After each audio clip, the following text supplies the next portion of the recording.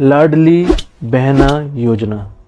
लाडली बहना योजना मध्य प्रदेश सरकार ने उन महिलाओं के लिए जो पिछड़े वर्ग से हैं, जो गरीब स्थिति में आती हैं, तो प्रति माह 1,000 रुपये की अनुदान राशि उनको देने के लिए एक प्रस्ताव रखा है, एक स्कीम निकाली है। लाडली बहना योजना के अंतर्गत आने वाली सभी महिलाओं के लिए जो कि फॉर्म भर रही हैं, जो फॉर्म भर चुकी हैं, उनके लिए एक बहुत ज़रूरी सूचना इस वीडियो में मैं लेकर आया हूं।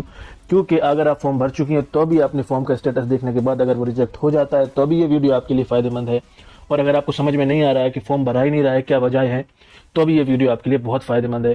तो इस वीडियो में अंत तक बने रहिए और आपको पता चल जाएगा कि आप कौन सी वो गलती है जो कर रहे हैं जिसकी वजह से आपका फॉर्म रिजेक्ट हो रहा है या आपका फॉर्म भरा नहीं रहा है। तो मेरा नाम है असलम खान, आप लोग देख रहे हैं टेक असलम। तो चलिए शुरू करते हैं।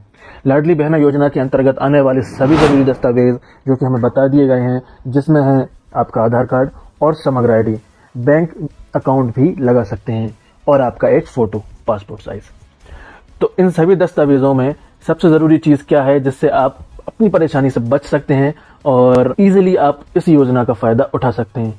तो दस्तावेज़ों के बाद सबसे ज़रूरी चीज़ जो मैं आपको बताने वाला हूं वो ये है कि अगर आपकी उम्र 23 साल से लेकर 60 साल तक यानी कि 59 साल तक है, तब आप इस योजना का फ़ायदा उठा सकते हैं। अगर आप 22 साल के हैं या 60 साल के हैं तब आप इस योजना का फ़ायदा नहीं उठा सकते हैं, क्योंकि आप इसके पात्र नहीं होंगे। आपको पात्रता के लिए आपकी उम्र 23 साल होना चाहिए और 60 साल से कम होना चाहिए।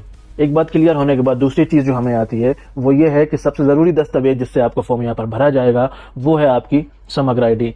समग्र आईडी सबसे पहले आपको लिंक करानी होगी अपने आधार कार्ड से, यानी कि समग्र आईडी की आपको ई-केवाईसी करानी होगी। ई-केवाईसी कराने के लिए आप खुद भी कर सकते हैं या फिर आप अपने करीबी किसी ऑनलाइन शॉप से करा सकते हैं। ऑनलाइन शॉप पर जाएंगे तो आपके पैसे लगेंगे, अगर आप खुद करने के लायक हैं तो आप खुद भी कर सकते हैं। बहुत आसान प्रोसेस है।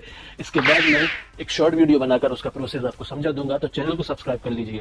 जब आपकी ई-केवाईसी हो रही हो तो आप इस बात का ध्यान रखिए कि जो आपके ई-केवाईसी में जो नंबर डल रहा है वो नंबर आपकी समग्र आईडी में अपडेटेड हो। वरना क्या रहता है कि हमने कोई और नंबर डला दिया और समग्र आईडी में हमारे नंबर कुछ और डला है या नंबर है ही नहीं, तब आपको दिक्कत आ सकती है। यानी कि आपको जो फॉर्म भर रहे हैं, वहाँ के ऑफिशियल जो फॉर्म भर रहे हैं, वो आपको वहाँ से वापस लौटा देंगे।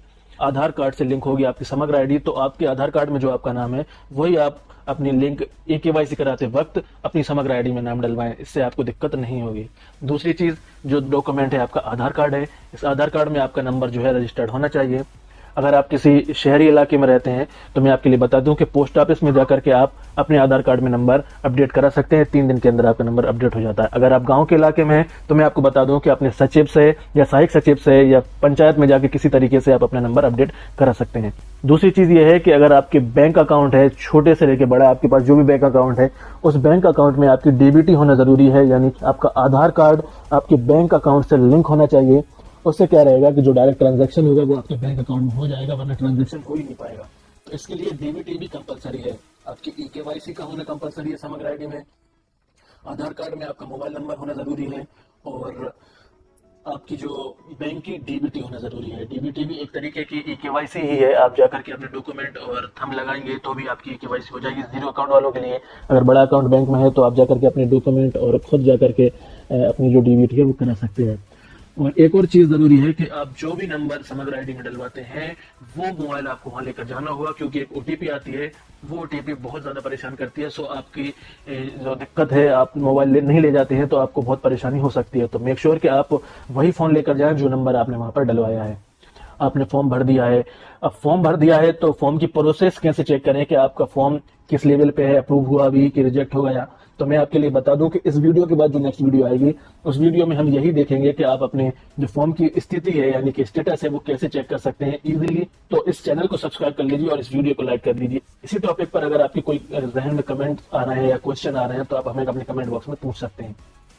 तो लाडली बहना योजना के जो कारण है जिसकी वजह से आपका फॉर्म रिजेक्ट हो रहा है वो हार्डली यही है, जिसकी हेडलाइन में आता है कि आपके जो आपको डॉक्यूमेंटेशन है, यानी कि जो भी कागजात आपसे मांगे जा रहे हैं, दस्तावेज आपसे मांगे जा रहे हैं, वो प्रॉपर हो, वो सही हो। सही कैसे हो कि आपकी समग्र आईडी मांगी जाएगी। समग्र आईडी में आपकी उम्र जो है वो है 23 साल से ऊपर होना चाहिए, पहली चीज। दूसरी चीज कि आपकी समग्र आईडी में ई-केवाईसी होना जरूरी है। ई-केवाईसी के बगैर आपका जो फॉर्म है वो रिजेक्ट कर दिया जाएगा। तो ई-केवाईसी होना जरूरी है। ई-केवाईसी में आप वो नंबर डलवाएं जो आपकी फैमिली आईडी में नंबर डला हुआ है। अगर आपकी फैमिली आईडी में नंबर नहीं डला है तो आप नगर पालिका या आपके गांव के सचिव से नंबर डला सकते हैं। तो ये हो गई दो चीजें। अब दूसरी चीज जो आती है कि वो जो नंबर आपने डलाया है वो आप फॉर्म भराने के दौरान भी लेकर जाएं, क्योंकि एक ओटीपी आएगी और उस ओटीपी से आपका जो है फॉर्म भरा जाएगा। ये हो गई तीसरी चीज। चौथी चीज हमारी नेक्स्ट चीज आती है ये कि आपका बैंक अकाउंट है, तो उस बैंक अकाउंट के अंदर आप अपना डीबीटी कराने, डीबीटी कराने के लिए आपको बैंक में जाना होगा, या फिर आपके जीरो अकाउंट है तो जीरो अकाउंट की शॉप पर आपको क्यूसेक पर जाना होगा। वहां जाकर के वो आपका थंब लगाएंगे, आधार कार्ड, एक फोटो और आपसे जो है आपका बैंक अकाउंट लिया जाएगा, जिसके बाद आप फोटो कॉपी ली जाएगी, एक फोटो लिया जाएगा पासपोर्ट साइज। और अगर आपका जीरो अकाउंट है तो आपका थंब लगा करके आपकी डीबीटी करा दी जाएगी, तो 10 से 12 दिन में आपकी डीबीटी हो जाएगी। या फिर आपका बैंक अकाउंट है, बड़ी बैंक में है, मेन ब्रांच में है, तो आप वहां जाकर के अपनी जो है EKYC निकलवा कर दे सकते हैं, आपकी आधार कार्ड की, और आधार कार्ड और बैंक अकाउंट की फोटोकॉपी जिन पर आपके हस्ताक्षर हो जो बैंक में करते हैं, एंड देन आप जमा कर देंगे तो अभी आपकी डीबीटी हो जाएगी। तो डीबीटी होने के बाद तीसरी चीज जो आती है हमारी हार्डली हेडलाइन में, जो तीसरी चीज आती है वो है आधार कार्ड। आधार कार्ड में आपका नंबर अपडेटेड होना चाहिए, जिससे आपकी समग्र की EKYC और बैंक की डीबीटी इजीली हो जाएगी। अब अगर आपका नंबर अपडेटेड नहीं है आधार में, तो मैं आपको बता दूं कि आपके गांव के सचिव, या फिर गांव के सचिव नहीं तो आपके आसपास अगर कोई शहरी क्षेत्र है तो वहां की पोस्ट ऑफिस में जो नंबर है वो अपडेट की जाते हैं, और अपडेट कराने के लिए 3 दिन के अंदर अंदर आपका जो नंबर है 3 से 4 दिन में आपका नंबर अपडेट हो जाता है। तो ये सारी चीजें करा लीजिए, फिर उसके बाद फॉर्म भरिए, आपका फॉर्म जो है वो रिजेक्ट नहीं होगा और आप जो योजना के पात्र हो जाएंगे। एक और चीज, नेक्स्ट वीडियो जो आने वाली है जिसमें हम ये चेक करेंगे कि आपकी जो फॉर्म की स्थिति है, यानी कि आपने फॉर्म तो डाल दिया था, अब वो अप्रूव हो रहा है या फिर कहां तक पहुंचा, क्या क्या हो रहा है उस फॉर्म के साथ, आप कैसे जान सकते हैं। इसके बाद आने वाली वीडियो में हम ये बात करेंगे, हम ये देखेंगे कि हम अपने फॉर्म्स को कैसे चेक कर सकते हैं।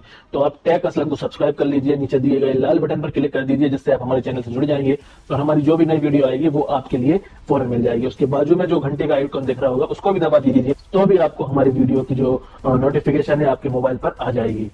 अब हम बात करते हैं कि अगर आपका कोई क्वेश्चन रह रहा है, दिमाग में कोई सवाल आ रहा है, तो भी आप हमें अपने कमेंट बॉक्स में लिख कर दे सकते हैं। और बाकी जरूरी चीजें मैं आपको बता ही चुका हूं, तो इस तरीके से आप अपने कारण जो है पता कर सकते हैं कि अगर आपका फॉर्म रिजेक्ट हो सकता है या नहीं हो सकता है, या फिर किस तरीके से आप इन चीजों से बच सकते हैं। पहले ही स्मार्ट बनिए, पहले अगर आपको चीजें पता है, क्योंकि नॉलेज इज एवरीथिंग। अगर आपको पहले से चीजें पता है तो आप इजिली किसी भी चीज को जो है आसानी से पार कर सकती हैं। अगर आपको पता नहीं है तो मैं आपको दिक्कत हो सकती है, आपको परेशान होना पड़ सकता है, आपको हर्ट करना पड़ सकता है। तो ये थी वो वीडियो, तो आप चैनल को सब्सक्राइब कर लीजिए, क्योंकि नेक्स्ट आने वाली वीडियो आपके लिए बहुत फायदेमंद होने वाली है।